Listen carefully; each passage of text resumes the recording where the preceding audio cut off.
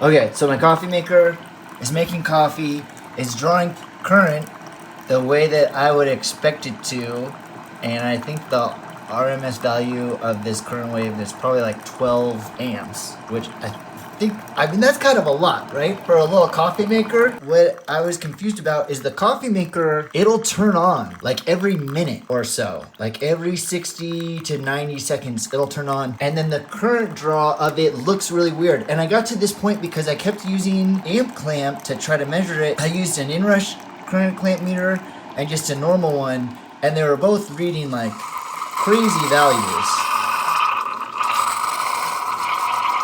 They were all over the map, and I was like, that doesn't make any sense. There's no way the Keurig is pulling like, 90 amps.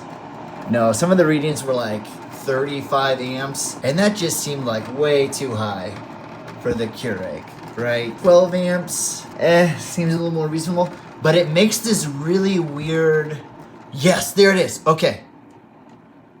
Let's take a look at it.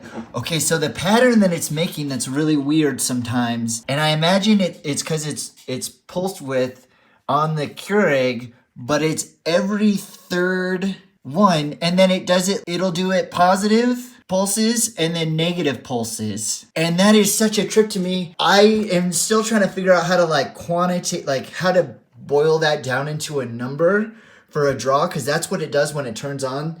Like every minute, that's the current draw that it produces. But until I get to that point, I was curious if anybody else in the comments had any ideas of how I could turn this funky looking current draw into a number that we could say, okay, it utilizes, every 2 minutes it uses 20 watts or something like that. So let me know.